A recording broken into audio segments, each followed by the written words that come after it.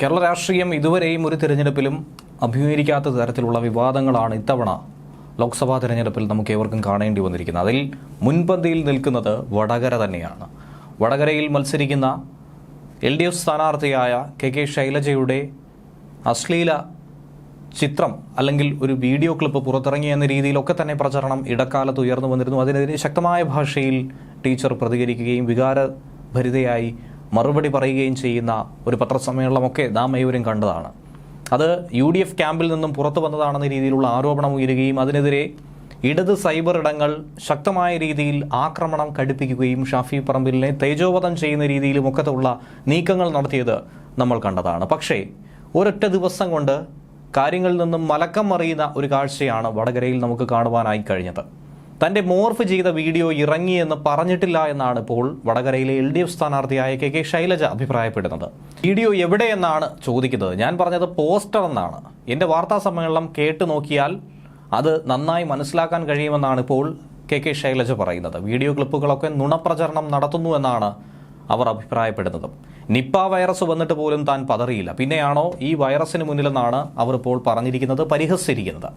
തനിക്ക് സഹിക്കുന്നതിനൊരു പരിധിയുണ്ട്, ആ പരിധിക്കപ്പുറത്തേക്കാണ് കാര്യങ്ങൾ പൊയ്ക്കൊണ്ടിരിക്കുന്നത്. ചിത്രം പറഞ്ഞത് ഒരു പോസ്റ്ററിൽ തല വെട്ടി മാറ്റിയിട്ട് എൻ്റെ ചിത്രം ഉപയോഗിച്ചു വികൃതമായി ചിത്രീകരിച്ചു എന്നതാണ്. ചില കുടുംബ ഗ്രൂപ്പുകളിൽ ഇത് പ്രചരിക്കുന്നുണ്ട്. ആരാണ് ഈ മനോരോഗികൾ? നിങ്ങൾ മനസ്സിലാക്കണ്ടേ, ഇതിന് പിന്നിൽ ഒരു സംഘമുണ്ടെന്നും ആ സംഘമാണിത് ചെയ്യുന്നതെന്നും അതിൽ പോലീസ് അന്വേഷണം കാര്യക്ഷമമായി നടത്തുന്നുവെന്നു കൂടിയാണ് ഇപ്പോൾ മാധ്യമങ്ങളോട് KK ശൈലജ പ്രതികരിച്ചിരിക്കുന്നത്. അപ്പോൾ പറഞ്ഞു വരുന്നതിൻ്റെ ചുരുക്കം മനസ്സിലാക്കുമ്പോൾ ഏതോ ഒരു ഗ്രൂപ്പിൽ പ്രചരിച്ച ചിത്രവുമായി ബന്ധപ്പെട്ടാണ് KK ശൈലജ ടീച്ചർ ഇങ്ങനെ ഒരു വിവാദത്തിന് തിരികൊളുത്തിയത്. അത് കേരളം എമ്പാടും അലയടിച്ച ഒരു സംഭവമായി മാറിയിരിക്കുന്നു. തുടക്കത്തിൽ പറഞ്ഞ രീതിയിലുള്ള മോർഫ് ചെയ്ത വീഡിയോയോ അത്തരത്തിലുള്ള കണ്ടന്റുകളോ ഒന്നും തന്നെ ഇല്ല എന്നുള്ളതാണ് ഈ പ്രസ്താവനയിലൂടെ മനസ്സിലാക്കാൻ സാധിച്ചിരിക്കുന്നത്. ഒപ്പം തന്നെ ഷാഫി പറമ്പിൽ ശക്തമായ രീതിയിൽ ഇതിനോട് പ്രതികരിക്കുകയും ചെയ്തിരുന്നു. അത് വഴിയെ തന്നെ കേൾക്കാവുന്നതാണ്. ഇതിന് പിന്നാലെ KK ശൈലജ ടീച്ചർ പറഞ്ഞ കാര്യങ്ങൾ ഇങ്ങനെയാണ്. എത്ര നുണ പ്രചരിപ്പിച്ചാലും ജനങ്ങൾക്ക് തന്നെ അറിയാമെന്നാണ് അവർ പറയുന്നത്. അന്ന് താൻ തൊണ്ടയിടറി സംസാരിച്ചതല്ല എന്നും പൊടി അലർജി ആയതുകൊണ്ട് തൊണ്ട പ്രശ്നമായിരുന്നുവെന്നാണ് അവർ ഇപ്പോൾ വ്യക്തമാക്കുന്നത്.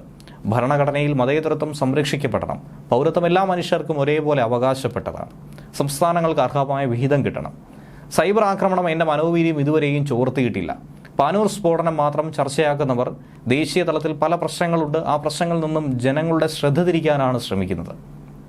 എന്നാൽ ശരിക്കും സംഭവിച്ചത് പാനൂർ സ്ഫോടനത്തിൽ നിന്നും ഈ വിവാദ വിഷയത്തിലേക്ക് മാറുകയാണ് ചെയ്തത്.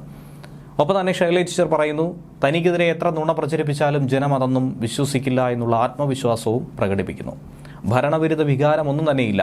നികുതി വിഹിതം കേന്ദ്രം തരാത്തതാണ് പെൻഷനും അതുപോലെ ശമ്പളവും മുടങ്ങാനുള്ള കാരണമായത്. ഇത് സംസ്ഥാന സർക്കാരിൻ്റെ കെടുകാര്യസ്ഥതയാണെന്ന് പറയുന്നത് തികച്ചും തെറ്റാണ്.